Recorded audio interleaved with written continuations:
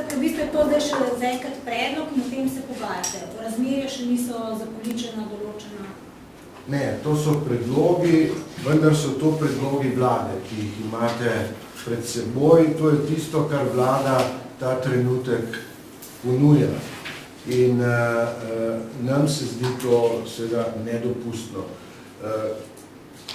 Pa ne le zaradi teh nemogočih primerjav, ampak zaradi tega, ker je sistem, ko ga vi skupaj sestavite nazaj, tak, da pravzaprav je tempirana bomba, ne? Potem, ko se bodo poklici med seboj delovna mesta primerjali, bo prišlo do takih nelogičnosti, da po moje ta sistem ne more zdržati. Seveda je pa v veliki meri to zato, ker se je izrazito separatno delovalo v pogajanjih z sindikati, recimo tudi zdaj zadnji dogodek z zdravniki, kjer je na nek način smo iz časopisov zvedeli, da se zdravniki že pogajajo ločeno o kolektivni pogodbi, pri čemer so formalno tekla neka druga pogajanja, v njihovi pogodbi se mi zdi stališča zdravega socialnega partnerstva izrazito protiproduktivno, neproduktivno, kajti vzbuja na nek način dvom, sum, na vse zadnje so zdravstveni sindikati to pokazali prejšnji teden tudi z odhodom iz centralnih pogajanj protestnim, ker so pač se niso mogli s tem strinjati. Tu je tudi vprašanje, ki po moje tudi ni povsem jasno rešeno. Če se spomnite, so bile objavljene v časopisih velike številke o tem, koliko naj bi bil strošek pri teh zahtevah zdravnikov.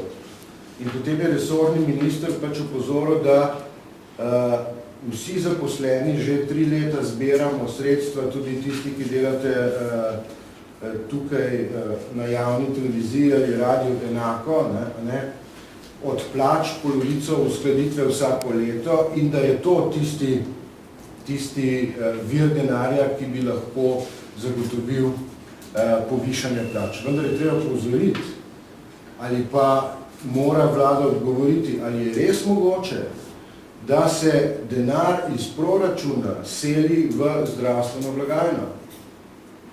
Kajti to zaenkrat po zakonu ni mogoče.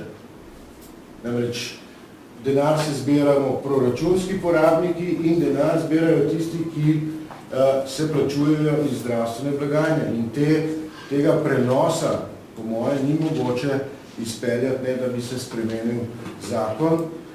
Ta zakon pa tega zdaj ne predlaga. In še zadnji simptom, ki govori o problemih tega novega plačnega sistema. V sedanji spremembi zakona je predvideno, da bi se postopno vključevali v plačni sistem, kar je seveda samo po sebi problematično. Vendar do te mere, da bi se lahko celo posamezne skupine zaposleni, torej tisti, ki imajo poklicne kolektivne pogodbe, posamezni poklici, če bi se dogovorili, bi seveda lahko predčasno vstopili v nov plačni sistem.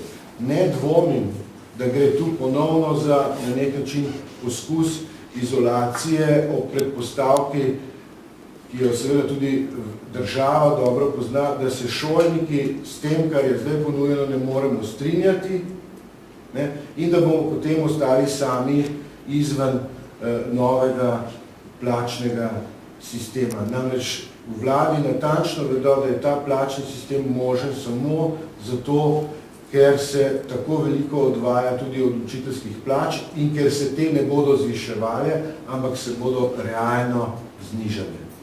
Za SVIZ povsem nesprejemljivo in na tej točki dogovora ni mogoče doseči, lahko pride le do zaostrovanja konflikta socialnega v prvih mesecih prihodnjega leta. Lahko pojasnite ta odhod sindikatov iz pogajanj in kaj se boste zmenili, kje se boste vi lahko uskladili, sindikati med sabo?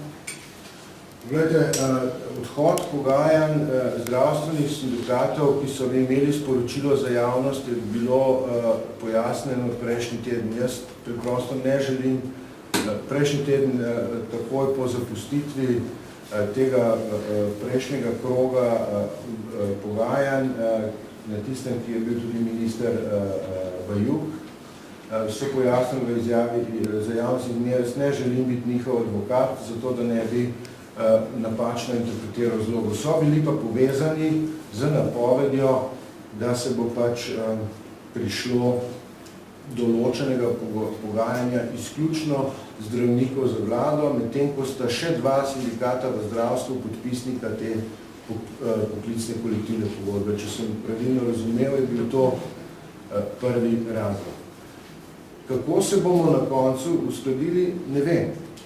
Dejstvo je, da se zdaj vsak pogaja po svoje, da natančnega pregleda nad tem, kam gredo posamezna delovna mesta ni, je pa postalo očitno, da so tista, ki so orientacijska v kolektivni pogodbi javnega sektorja pravzaprav ostala zelo nizko in da se praviloma delovna mesta, ki niso v kolektivni pogodbi za javni sektor, postavljajo više od tistih, ki so v kolektivni pogodbi za javni sektor. Na koncu, ko bomo to skupaj dali, se bojim, da bo to nekaj, kar bo podobno sračjemu gnezdu, brez kakršnih koli možnih argumentacij, zakaj je kdo kje in kakšne so primerjave med poklici, ki se dajo, in delovnimi mesti, ki se dajo primerjati. Prejšnji teden so na ekonomsko-socialnem svetu napovedali možno oblikovanje strokovnega odbora sindikatov javnega sektorja. Kaj veste o tem?